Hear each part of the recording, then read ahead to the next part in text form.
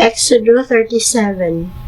Unya naghimo si Bezalel og sulanan sa kasabutan ginamit ang kahing akasya. Ang gitas-on niini 110 ka sentimetros, ang gilapdon 66 ka sentimetros ug ang gihabugon 66 ka sentimetros. Gihapinan niya kini lunsang bulawan o kiribitihan usab og bulawan ang mga ngilit niini. Gihimuan niya kinig upat ka argulyang bulawan nga gunitanan o gipakabit kini sa upat ka eskina niini. Tagduha ka argulya sa matag kilid. Naghimo sab siya gayungan nga kahing akasya o gihapinan kinig bulawan. Gibalhog niya kini sa mga argulya nga diha sa matag kilid sa kahon ingon nga mga yayungan. Ang kahon gihimuan niya tabon nga lunsang bulawan. 110 ka sentimetros ang gitas-on ug may gilapdon nga 66 ka sentimetros. Alang sa duha ka tumoy sa tabon, naghimo siya duha ka kerubin nga sinalsal nga bulawan. Usa sa isig ka tumoy niini. Gihimo niya kini nga unay sa tabon.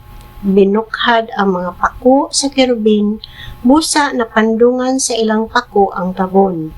Nagatbangay ang mga kerubin ug ang matag usa kanila nagdungaw sa tabon. Naghimo sab siya lamisa nga akasya 88 ka sentimetros ang gitas-on, 44 ka sentimetros ang gilapdon ug may gihabugon nga 66 ka sentimetros. Gihapinan niya kinig lunsang bulawan o giribitihag bulawan ang mga ngilit niini. Unya, gisanipahan niya ang libot niini ug may gilapdon nga 7 ka sentimetros o giribitihag bulawan ang maong sanipa. Naghimo sab siya upat ka argulyang bulawan alang niini o gibutang kini sa upat ka eskina sa dapit nga nahimutangan sa mga tiil niini. Ang mga argulya nga mo'y balhugan sa mga yayungan sa lamisa gibutang dool sa sanipa. Naghimo sab siya yayungan nga akasya o gihapinan kinig bulawan. Unya, naghimo siya mga kaymanan nga ilunsang bulawan alang sa lamisa. Mga plato, mga kupa, mga tibod, ug mga panaksan nga gamiton alang sa halad nga ilimnon. Naghimo sab siya butanganag suga nga lunsang bulawan. Gihimo niya ang tungtunganan ug ang lawas niini sa sinalsal nga bulawan. Ang mga bulak nga gidayan-dayan niini, lakip ang mga biuos ug mga gihay. Gihimo unay sa kinatibuk-an niini. Unom kasanga nga gibutang sa mga kiliran niini, tulo sa matag kilid. Ang matag usa sa unom kasanga may tulo ka bulak nga dayan-dayan nga samag hitsura sa bulak sa almendras ug may mga biuos ug may mga gihay. Diha gayud sa lawas sa butangan nagsuga, may upat ka bulak nga dayan-dayan nga samag porma sa bulak sa almendras ug may mga bios ug mga gihay usab. May usa ka bios ilalom sa matag usa sa tulo ka paresan nga sanga niini.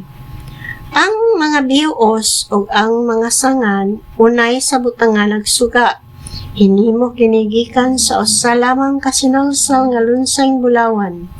Naghimo siya 7 ka suga nga ibutang sa butanganan ug mga kimpit ug mga sangga nga lunsang bulawan.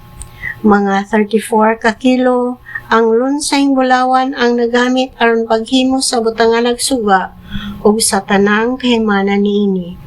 Naghimo siya halaran nga kasya aron sunugan sa insenso. Kwadrado kini 44 ka sentimetros ang gitas-on ingon man ang gilapdon ug 88 ka sentimetros ang gihabugon. Ang mga sungay-sungay niini sa upat ka eskina unay sa kinatibuk-an niini. Gihapinan niya Niyag lunseng bulawan ang ibabaw niini, ang upat ka kilid ingon man ang sungay-sungay niini, o gilibitihan niyag bulawan ang mga ngilid. Unya, naghimo siyang duha ka argulyang bulawan nga balhuganan sa mga yayungan ubos sa ngilid sa duha ka kilid. Naghimo usab siya yayungan nga kahoy, akasya, o gihapinan niya kining bulawan.